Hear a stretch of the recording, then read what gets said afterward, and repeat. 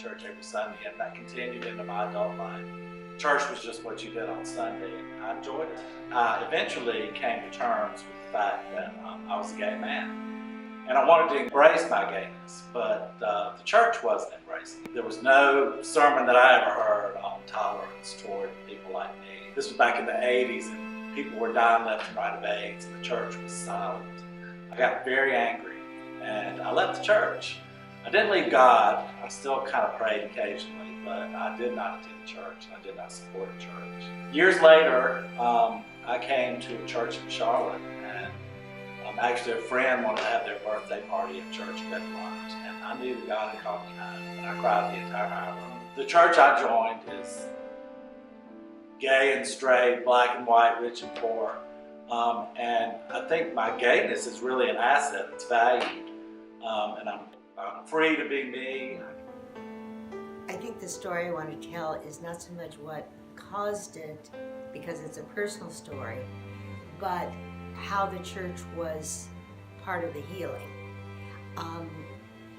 And what it, for me at least, because before I came here, I had gone through all kinds of stupid decisions and life journeys, and had a lot of anger and a lot of sadness that I carried with me. And there was a period here, I would sit sort of in the back in the corner, and church would start and something would happen, some trigger, and I would start to cry. And I would sit there and cry for an hour during the service. And then we'd sing the last hymn and I'd quit crying and I'd go home till the next week, but I would come back and cry. And it was a safe place to do that. It was a place where I could cry, where people could say, "Are you okay?" And I'd say, "Yeah." And they, I didn't need to talk about it. I couldn't talk about it, but I needed to cry, and they let me. And there was that room for people to be able to feel what they needed to feel. And I'm always very grateful to this church for giving me that process. And then finally one day I didn't need to cry anymore. I was in the desert for approximately 5 years. I was on a church board, and I lost my way. Everything we did on that board was focused on money and not Christ, and not the good of the church, or the good of the people, or the good of the outside world. For 5 years, I looked for a faith church, and I found it. I came in kicking and screaming. I said, I don't want to be involved in anything, I just want to listen. And I did, and I found a place where I could be gay or straight, black or white, within Christ. I could be who I was, and no one looked at me any differently. Part of what my faith journey has taught me is that doubt is a part of having faith. And what we bring to my faith community, all of us have doubt. All of us have experienced rejection. Many of us have experienced times of fear. But when we come together as a faith community, we embrace each other with our doubts and our fears and the rejection that we felt. And we extend the love of Christ to each other, and we try to extend that love of Christ to our community.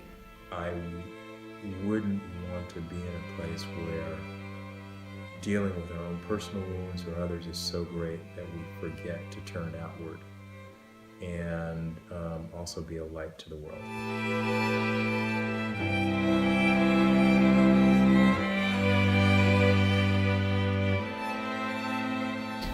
I am nurtured by the diversity in the community, and I'm nurtured by the fact that I believe that in this place,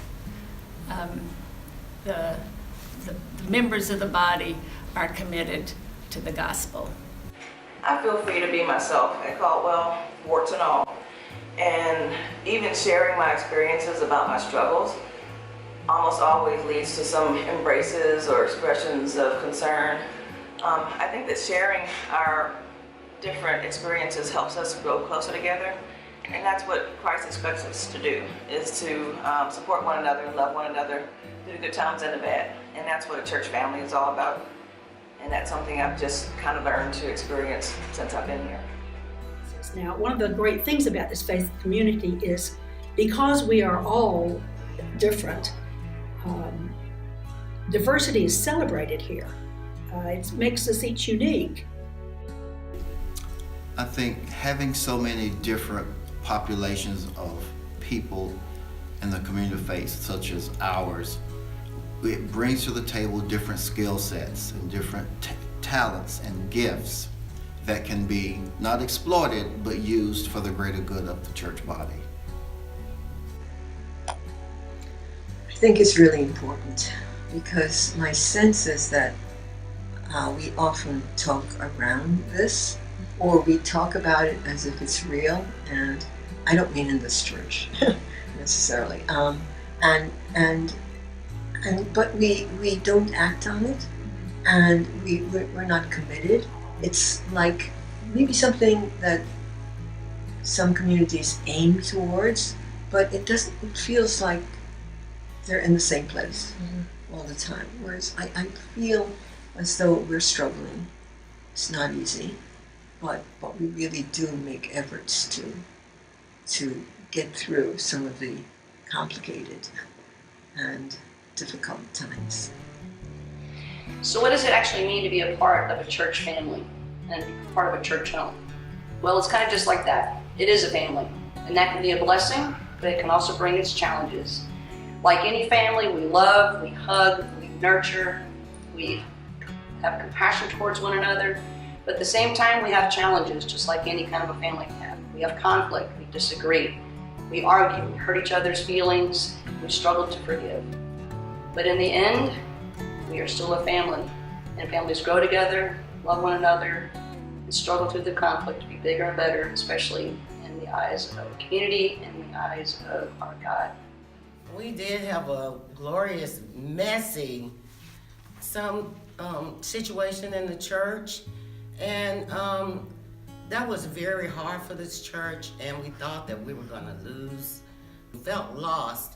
But during that time, I was on a session, and there we had to make decisions, and we knew that the decisions that were made in fairness, and were made, given time and everything, that's what had to be done.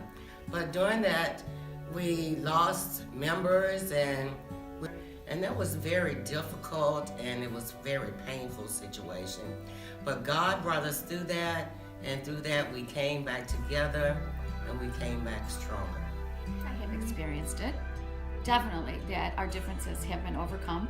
Not all the time, and sometimes you just have to agree that you're not going to have a consensus, or you're not going to meet in the middle. And somebody's going to have to give a little more way either way, which is similar in a marriage or a friendship. The risk is that you lose people,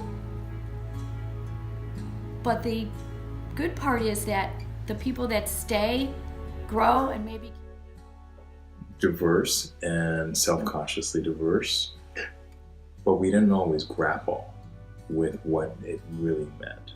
There's a difference between saying everybody can come to the party and saying, no, actually, we want to dance with you. And for a long time, everybody was at the party, and there were certain things that were going on. But then we needed to take the next step of saying that we wanted to dance with you, and not just you that's hetero, but everybody. And I think the church really has picked up a lot of steam in making sure that when we were inclusive, we're totally inclusive. But I would say that we weren't uniformly successful, and we didn't always even address issues of race in a way that was, let's just tolerate each other.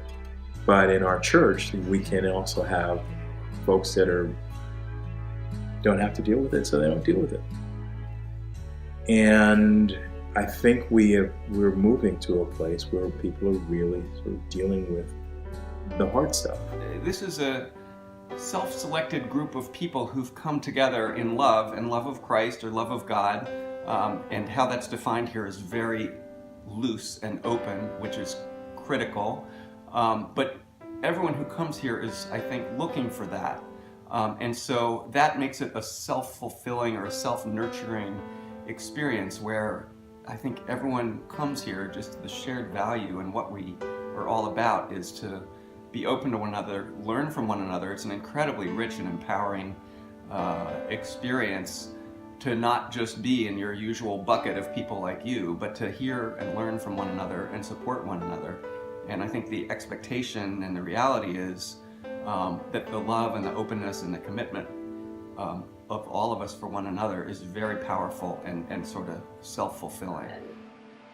I think sometimes being in an intersectional church, it's pretty easy to be proud of ourselves for doing what we think is the right thing, especially when organizations and people outside of our church praise us for that. And I think sometimes it's easy for us to take our eye off the ball when that happens, to forget about the hard work that it takes to maintain that intersectionality. We've got to continue to bridge the gaps between ourselves within our church and to learn from each other and to advocate for each other. The intersectionality or diversity or whatever the words we want to choose to describe this fruit salad of people is a constant flux. People are always changing. You get a new person in the mix and everything bubbles up in a different way. That's both good and bad. You never get to relax. Something's always happening. But it's life. It's not death. And for an institution, be it a church or any other entity, you're either changing or you're dying. And I'm excited to be part of one that's hopefully will continue to change.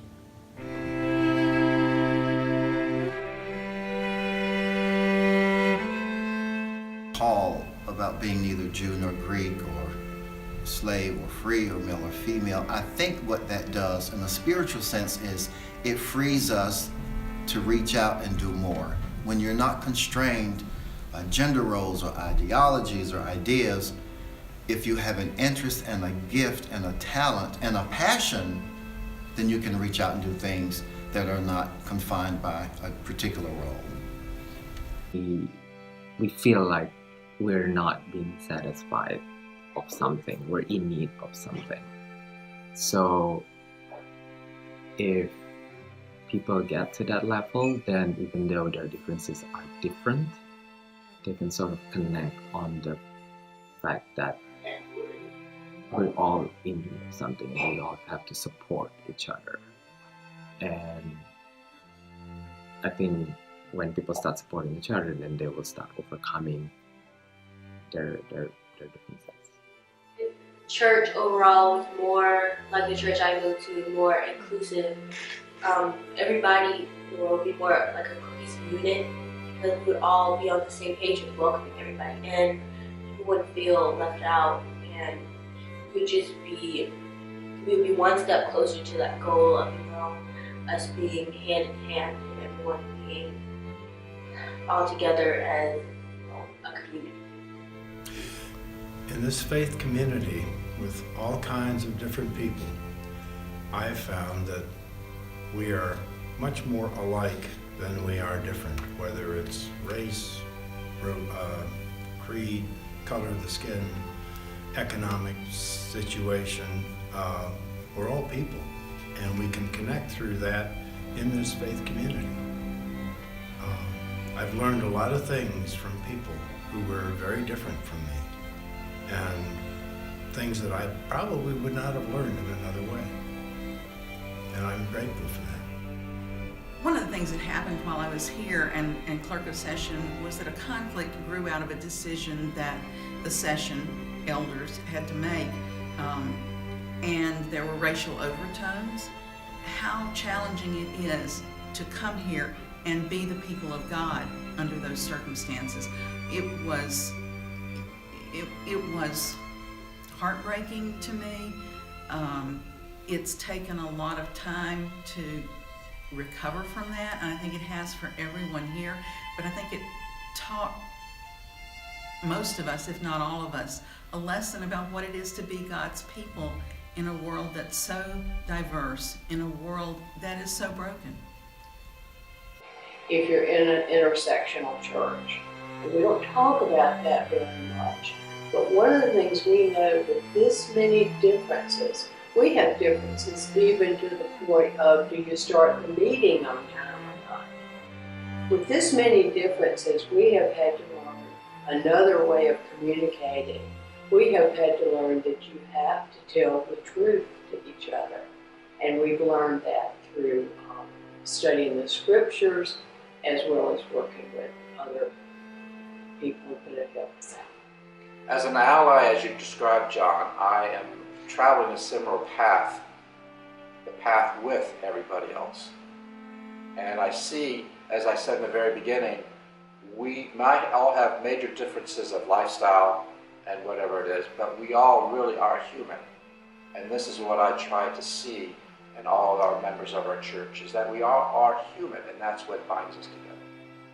Well, this is a long discussion, because again, it's really the discussion about, do we all melt into a melting pot so that we're all, no, everybody's the same, I don't see color, I don't see gender, I just see the true you. I am a white woman, I was born that way, I'm gonna be that way.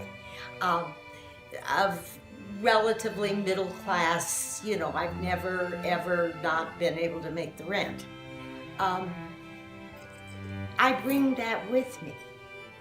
And you may be, and everybody brings their own particular story. And I can't sit here and say, yeah, I know just exactly what you're thinking, because even if you're another white woman, I don't know.